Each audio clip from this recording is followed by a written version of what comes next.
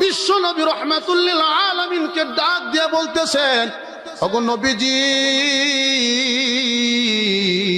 আপনি আপনার উম্মতদের কি জানায়া দিন, ইন্নাল্লাহা লা ইয়ানজুরু ইলা আজসামিকুম, আল্লাহর কাছে স্বাস্থ্য দিয়া কিন্তু বিবেচনা হয় না, ওয়ালা ইলা সুওয়ারিকুম, সুরত দিয়া কিন্তু বিবেচনা হয় না।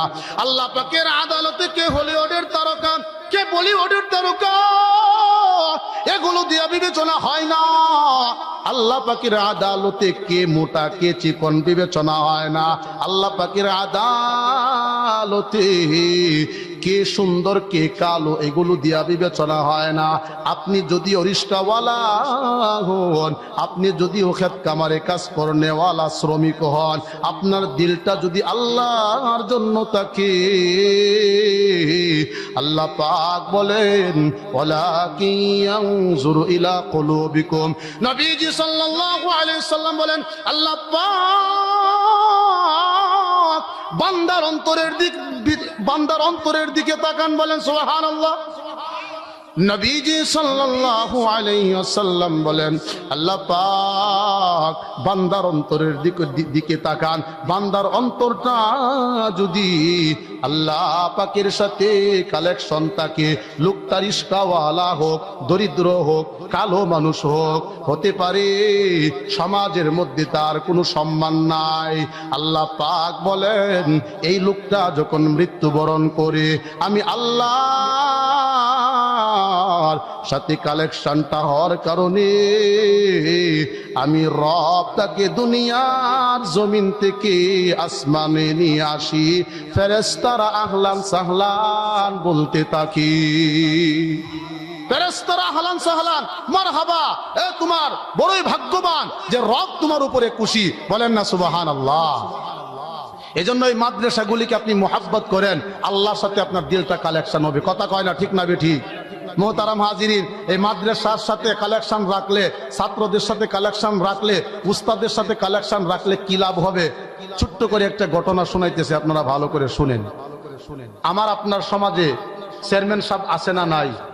কথা কয় না, আছে না নাই? চেয়ারম্যান আছে না নাই? আল্লাহওয়ালা বুজুর্গ চেয়ারম্যান আসিল, এখনো আছে। এক চেয়ারম্যান সে মাদ্রাসা ওয়ালা ছাত্রদেরকে খুব মোহাব্বত করত। এজন্য সে নিজের বাড়িতে পাকায়া এক মাদ্রাসার বোর্ডিং এর ছাত্রদেরকে খাবারের ব্যবস্থা করে দিত, বলেন না আল্লাহু আকবার।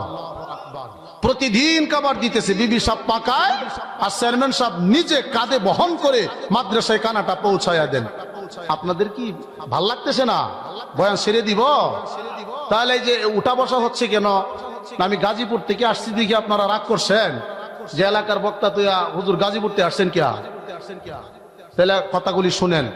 এখন বিবি সাহেব খানা পাকায়া দেয়, চেয়ারম্যান সাহেব নিজে কাঁধে বহন করিয়া মাদ্রাসা পর্যন্ত খানাটা পৌঁছায়া দেয়। হঠাৎ করে খানা দিতে দেরি হয়েছে, এখন তো মাদ্রাসার মধ্যে ছাত্রদের খিদা লাগছে, তো এক দুষ্ট ছাত্র পড়াশোনায় খুব মেধাবী কিন্তু দুষ্টামি করে, তার তো এমন রাগ উড়াই উঠছে, হ্যাঁ কইয়া ফেলছে মানুষের সামনে, গাদার করে গাদা, চেয়ারম্যান সাহেব গাদার করে গাদা, এখনো পর্যন্ত খাবারটা পাকায়া আমাদের কাছে পৌঁছাইতে পারলো না।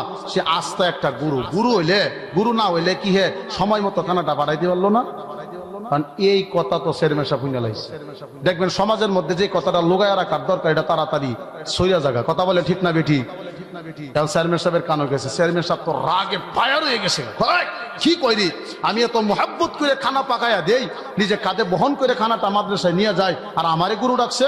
মোটা মানুষ তো চিল্লা পাল্লা কইরা একবারে পাগলের মতো ছুটছে। আল্লাহর কি কুদরত, মাদ্রাসা আর বাড়ির মধ্যখানে যাইতে তার হঠাৎ করে মাথা ঘুরান মারছে, ঘুরানোর জমিনে পড়ে গেছে গা, আর ঘুমের ভিতরে সে বেহুশ হয়ে গেছে। তো এই ঘুমের ভিতরে স্বপ্ন দেখতেছে কিয়ামত কায়েম হয়ে গেছে। সুবহানাল্লাহ কয় না? কয় কিয়ামত কায়েম হয়ে গেছে।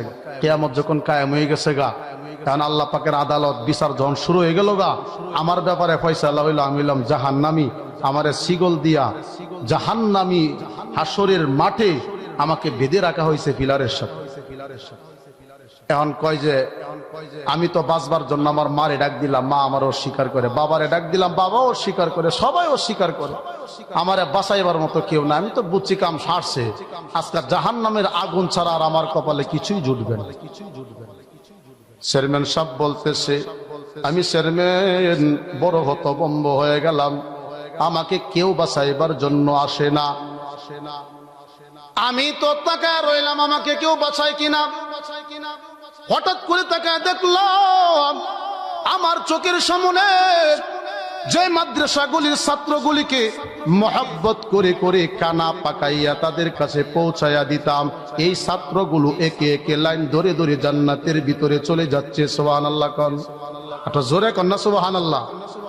চেয়ারম্যান সাহেব বলতেছে, আমি চেয়ারম্যান তাকায় রইলাম, ওই বাচ্চাগুলির নজর কি আমার দিকে পড়ে কিনা?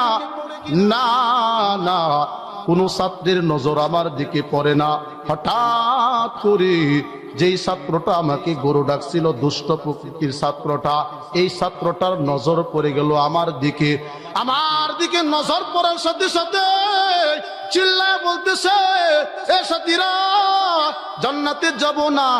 বলে কেন জান্নাতে যাইবা না? শোনো না, ওই দিকে জাহান্নামের বড় গর্জন। বলে গর্জন যতই থাক, আমরা হলাম জান্নাতি, আমাদের আশা কিন্তু আল্লাহ অপূরণ রাখবে না। বলে কি করতে হবে? বলে ওই যে তাকায়া দেখো, চেয়ারম্যান সাহেব শিকল দিয়া বান্দা। সুবহানাল্লাহ কয় না? চেয়ারম্যান সাহেব শিকল দিয়া বান্দা। আমরা চেয়ারম্যান সাহেবকে জান্নাতে না নিয়া জান্নাতের ভিতরে প্রবেশ করব না। সবাই মিলে রবের কাছে কান্নাকাটি করতেছে, ও রব, ও আসমানের মালিক, আজকের দিনের বিচারপতি, ও আল্লাহ, আপনি বলছেন জান্নাতীদের কোনো আশা অপূরণ রাখবেন না। ওগো মুনিব,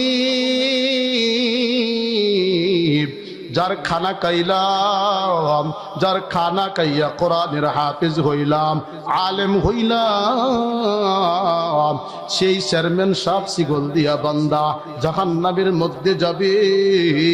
আমরা জান্নাতে কি করে যাইতে পারি? আমাদের বড় মনে চায় আপনি যদি আমাদের সুপারিশ কবুল কইরা ওই চেয়ারম্যান সাহেবকে জান্নাতের ভিতরে ঢুকবার অনুমতি দিতেন, আমরা বড় খুশি হয়ে যাইতাম। আল্লাহ পাক ছাত্রগুলির আশাকে আল্লাহ পাক অপূরণ রাখেন নাই। চেয়ারম্যান সাহেব বলেন, আমি স্বপ্ন যুগে দেখলাম আল্লাহ পাক এদের সুপারিশের কারণে আমার মতো গুনাহগার কেউ জান্নাতে যাওয়ার জন্য অনুমতি দিলেন। চেয়ারম্যান সাহেবের ঘুম ভেঙে গেছে। ঘুম থেকে উঠে আগে তো কাঁদতেছিল রাগের কান্না, এখন চোখ দিয়া পরে আনন্দের কান্না, আনন্দের পানি ছুটছে মাদ্রাসার দিকে। মাদ্রাসা ওয়ালারা উস্তাদরা খবর পাইছে চেয়ারম্যান সাহেব আইতেছে। এখন মাদ্রাসার হুজুররা তো আর জানে না যে চেয়ারম্যান সাহেবের কিয়ামত কায়েম হয়েছে ঘুমের ভিতরে। এখন ছাত্ররা, হুজুররা সবাই তো একেবারে ভয়ে তরতর করে কাঁপতেছে। চেয়ারম্যান সাহেব আইতেছে, তাড়াতাড়ি হুজুররা কয় যায়, তুই যে খাটের নিচে পলা, খাটের নিচে ঢুক। ঠেলা দিয়ে যখন খাটের নিচে ঢুকাইয়া দিছে, চেয়ারম্যান সাহেব তো মাদ্রাসার গেটের মধ্যে আইসা ডাক দিল, উস্তাদরা কে আসেন গো? উস্তাদরা বাইরে হইছে। কোন ছেলেটা আমার গরু ডাকছিন গো? একটু দেখবার চাইতাছি। ওই ছাত্র মনে গেছে গা, নাই মনে না, এই ছাত্র যেতে পারে না, এই ছাত্র মাদ্রাসাতে আছে। কোথায় আছে বলেন? ধমক টমক যখন দিছে, তখন এক ছাত্র ডরায়া কইতেছে, ওইটা কাঠের তলে পলাইছে, কাঠের তলে। আল্লাহু আকবার বলেন। ওদের কাঠের নিচে পলাইছে। চেয়ারম্যান সাহেব যে আঙ্গুলের মাথার দুইটা টান দেয়ার এটা ভিতর থেকে, চেয়ারম্যান ভুল হয়ে গেছে গা, আর জীবনে আপনারা গুরু ডাকতাম না, এইবারের মতো মাফ কইরা দিন, ভুল হয়ে গেছে গা, আর আপনারা গুরু ডাকতাম না, আর জাগতাম না। চেয়ারম্যান সাহেব কইতেছে, হে বাবা, তুমি আমারে গুরু ডাকছো, আমি চেয়ারম্যান বড় রাগ হইছি, কথা ঠিক, এ বাবা, তুমি আমার কুলের ভিতরে আসো। পাঞ্জা দিয়া কুলের ভিতরে নিয়ে বলতেছে, বাবারে, এই যে শত শত ছাত্র, সমস্ত উস্তাদের সামনে আমি চেয়ারম্যান সাহেব বলি, তোমার যত মনে চায় আমারে গুরু বইলা বকা দাও। সমস্ত উস্তাদরা তো একেবারে হতভম্ব হয়ে গেছে, আর সহ্য হয়ে গেছে। চেয়ারম্যান সাহেব কি পাগল হয়ে গেছে? না না, চেয়ারম্যান সাহেব পাগল হয় না। ডাক দিয়ে বলতেছেন, হ্যাঁ মাদ্রাসার উস্তাদরা, আমি চেয়ারম্যান রাগান্বিত অবস্থায় শাস্তি দেওয়ার জন্য মাদ্রাসার দিকে আগাইতেছিলাম। আমি চেয়ারম্যান জমিনের উপরে মাথাটা গোরান দিয়ে পড়ে বেহুশ হয়ে গেলাম। ঘুমের ভিতরে স্বপ্ন দেখি আমার জন্য জাহান্নামের ফয়সালা হয়ে গেছে, আমাকে কেউ বাঁচায় না। বাবাও পরিচয় দেয় না, মাও পরিচয় দেয় না। আমি একেবারে নিরাশ হয়ে গেলাম, আমাকে জাহান্নামের ভিতরে যেতে হবে। এমন সময় এই মাদ্রাসার ছাত্রগুলি, এই ছেলেটা সকল সাথীদেরকে উদ্বুদ্ধ করেছে যে চেয়ারম্যান সাহেব শিকল দিয়া বান্দা, তাকে সুপারিশ করে জান্নাতে না নিয়ে আমরা জান্নাতে যাব না। আল্লাহ পাকের আদালতে দোয়া করছে, আল্লাহ পাক এদের দোয়ার কারণে স্বপ্ন যোগে দেখলাম আল্লাহ পাক আমার জন্য নাজাতের ব্যবস্থা করে দিছি। তে আমারে গুরু ডাক্তার ডাকবো কটা, এই তো আমারে গুরু ডাকবো। এই জন্য মুহতারাম হাজিরিন, ওলামায়ে কেরামের সংস্পর্শে থাকতে হবে, ওলামায়ে কেরামদেরকে মহব্বত করতে হবে, মাদ্রাসাকে মহব্বত করতে হবে, তালেবে ইলম ছাত্রীদেরকে মহব্বত করতে হবে। তবেই আমার জন্য পরকালটা ভালো হবে। যদি আমি ওলামায়ে কেরামের বিরোধিতা করি, মাদ্রাসার বিরোধিতা করি, নেতার পক্ষে সাফাই গাওয়ার জন্য, ছাপা মারার জন্য কোন আলেমের সমালোচনা করি,